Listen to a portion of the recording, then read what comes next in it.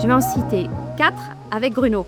La première, c'est qu'on est capable d'accompagner les industries et les territoires qui veulent se lancer dans une démarche de décarbonation de leur territoire tissu industriel avec des études et en cofinançant les études dans le cadre du programme Territoire d'avenir. Aujourd'hui, on a fait déjà plus de 300 études, 11 millions d'euros dans ce cadre de ces études et on va mettre le paquet très bientôt pour accompagner l'association Socrate sur le territoire de la vallée de Seine en général.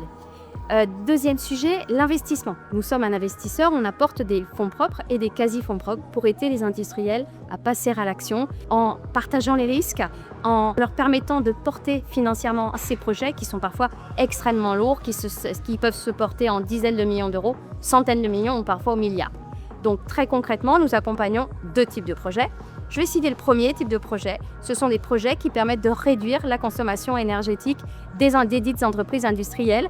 Par exemple, avec la mise en place d'un réseau de récupération de chaleur fatale. Par exemple, quand on travaille sur l'efficacité énergétique d'un bâtiment, en travaillant sur des petits ajustements qui vont faire que la consommation énergétique du bâtiment industriel soit moindre.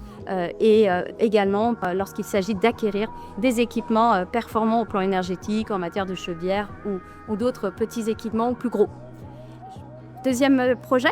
Et ensuite, on peut intervenir dans la décarbonation via le mix énergétique. Donc, on peut investir en fonds propres, comme le disait Céline, sur le solaire, sur la géothermie, sur l'hydrogène, sur le photovoltaïque, sur les réseaux de chaleur. Donc, sur tous ces sujets-là, nous pouvons investir en fonds propres et quasi-fonds propres dans des sociétés de projet. Troisième élément qu'on voulait citer, c'est la consignation. On peut intervenir en tant que tiers de confiance sur les projets d'ICPE, sur les installations classées pour sécuriser le démontage de ces installations.